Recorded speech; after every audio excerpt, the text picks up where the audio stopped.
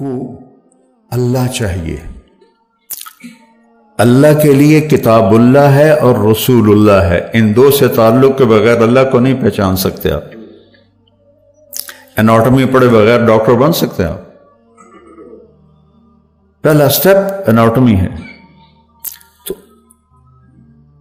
اندر کی دنیا آباد ہو جائے تب جا کے انسان کو سکون ملتا ہے. سب سے زیادہ پاورفل طاقتور امریکہ ہے، تو وہاں سب سے زیادہ نشہ بکتا ہے. کیوں؟ ان کو تو نشہ نہیں کرنا چاہیے، ان کے پاس تو ہر چیز اویلیبل ہے، جو چاہیں وہ کریں، کوئی روکنے والا نہیں. پھر نشہ کیوں کرتے ہیں؟ یہ ہماری نوجوان نسل نشوں میں پڑ گئی ہے. کیوں پڑ گئی ہے؟ کہ یہاں بربادی ہے. یہاں اس کے لیے کتاب اللہ ہے، رسول اللہ ہے، جو ہمیں اللہ کا پتہ بتاتے ہیں. الحمدللہ رب العالمین. پہلا تعارف دیکھیں اللہ کا. اور سبحان اللہ، اللہ کے صفاتی ناموں میں سب سے بڑے نام دو ہیں، رحمان اور رحیم. سارے ہی بڑے ہیں لیکن ان میں سب سے بڑے یہ دو نام ہیں، الرحمن الرحیم. قرآن میں ایک ہی سورت شروع ہوئی ہے الرحمن سے، تو اس کو قرآن کی دلہن کہتے ہیں علماء، الرحمن. تو اللہ نے بسم اللہ الرحمن الرحیم، الحمدللہ رب العالمین، الرحمن الرحیم، ہمیں تسلی دینے کے لیے کہ میں رحمان و رحیم ہوں. چونکہ قرآن قانون بتائے گا، زندگی کا طریقہ بتائے گا، تو مجھے یاد کرنا میں رحمان و رحیم ہوں. کوئی سخت بات نہیں ہوگی. لا یکلف اللہ نفسا الا وسعہا. کوئی ایسی بات نہیں کہوں گا جو تم نہ کر سکو. ہاں نفس بگڑ جائے تو وہ تو اور بات، وہ اللہ کا انکار کر دیتے. یعنی قربان جائیں سورہ بقرہ کا جو آخر ہے اور سورۃ فاتحہ. ہمارے نبی نے فرمایا یہ اللہ نے مجھے عرش کے خزانوں سے یہ کلام دے. اس کو جبریل لے کر نہیں آیا، جبریل آئے ساتھ ایک فرشتہ آیا اسپیشل یہ دو کلام لے کر. للہ ما فی السماوات سے لے کر فانصرنا علی القوم الکافرین اور سورۃ فاتحہ. سورۃ فاتحہ سارے قرآن کا خلاصہ ہے.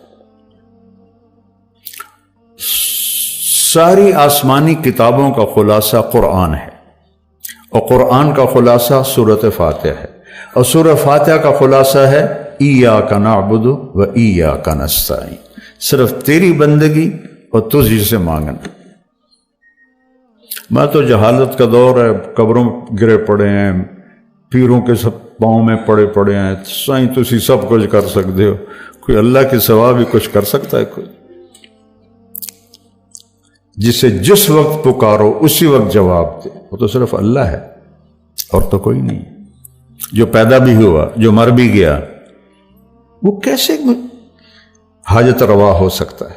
وہ صرف اللہ ہے. میں نے کہا الرحمن ہوں الرحیم ہوں، تم پر کوئی مشکل نہیں ڈالوں گا. اور آگے سنیے، وہ پچھلا مضمون چھوڑ دیتا ہوں پھر بات لمبی ہو جائے گی. اللہ نے ہمیں دعا کیا سکھائی؟ دعا کیا سکھائی؟ ربنا لا تؤاخذنا ان نسینا او اخطانا. یا اللہ کبھی جان بوجھ کے غلطی ہوگی، کبھی بھول چوک سے ہوگی، میری پکڑ نہ کریں. اللہ کہہ رہا ہے کہ اے منگو میرے کو لو.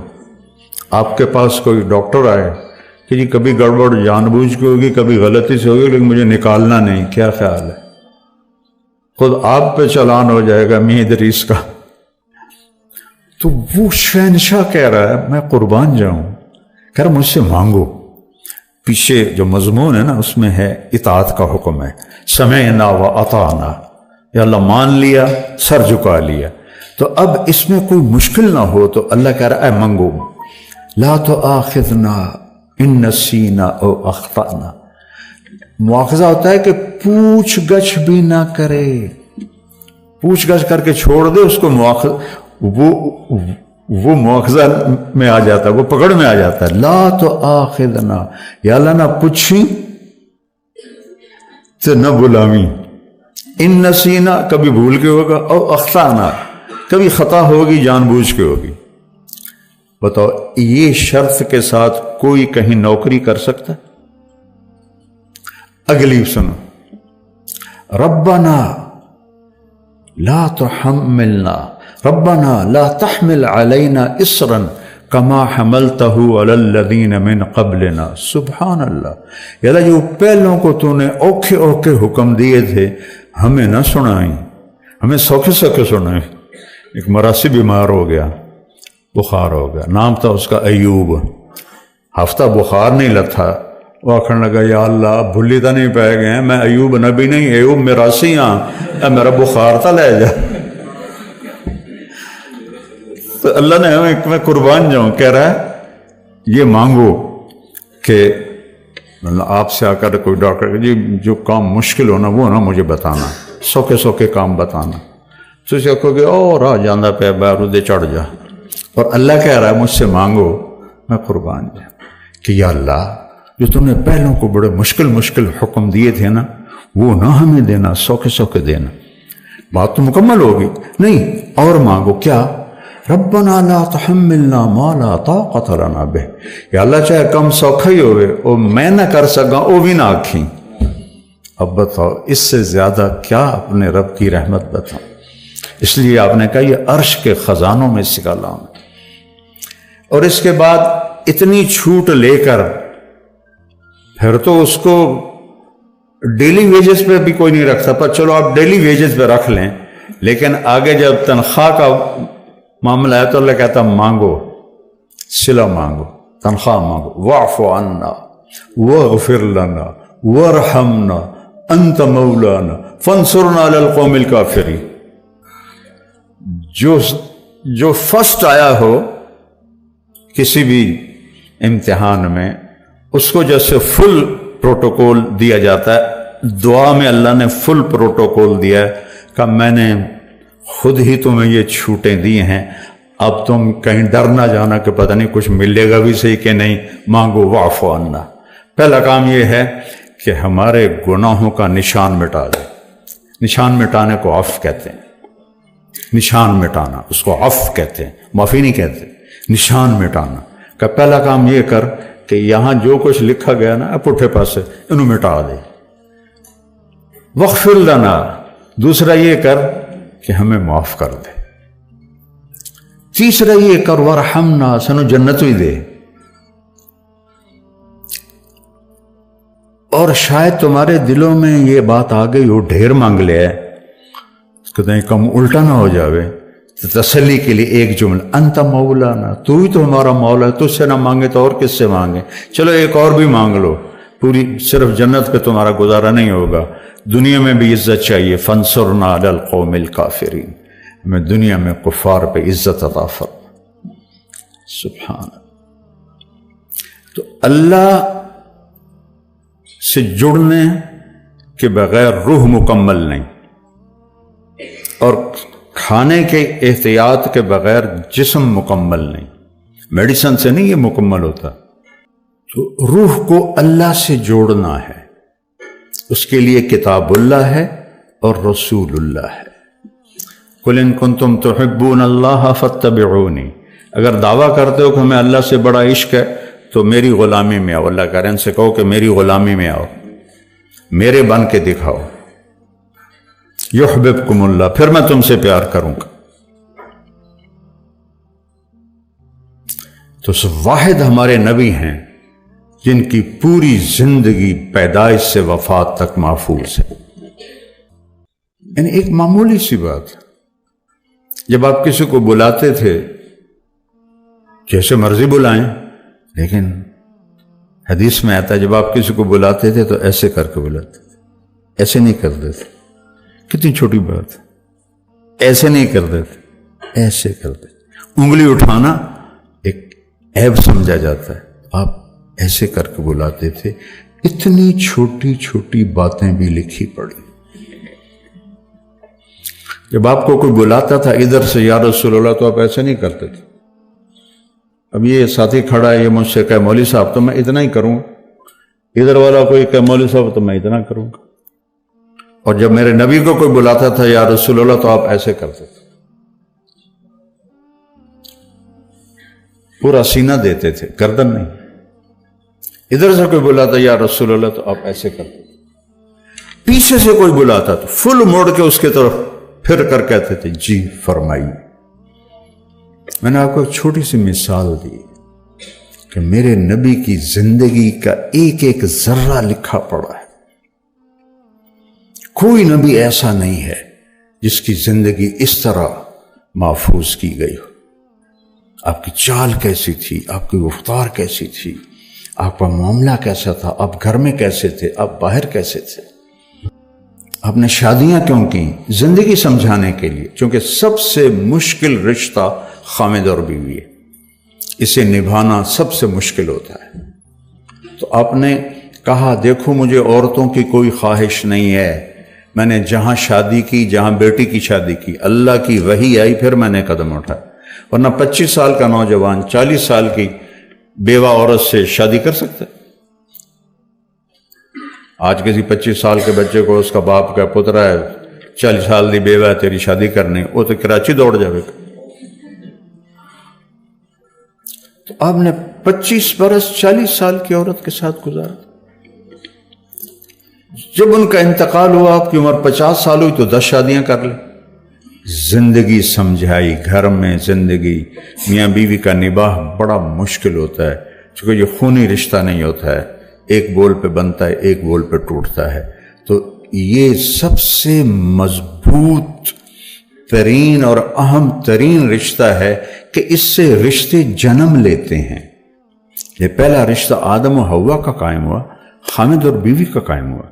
اللہ نال 3-4 پتر بھی بنا کے دے دینا، وہ کڑی مشکل ہے، کن فیکون ہی کرنا ہے۔ نہیں، اولاد پہلے ماں باپ، پہلے میاں بیوی بنایا پھر اولاد دی۔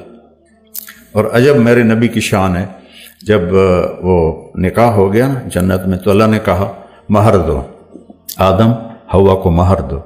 مہر کیا چیز ہے؟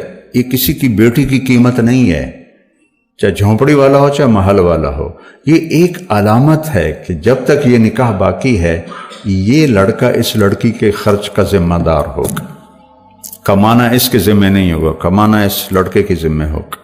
یہ مہر اس لیے ہے۔ تو انہوں نے پوچھا جی کیا مہر دوں؟ فرمایا تیری نسل میں میرا آخری نبی آئے گا، اس پہ ایک دفعہ درود پڑھ دے، یہ مہر ہے۔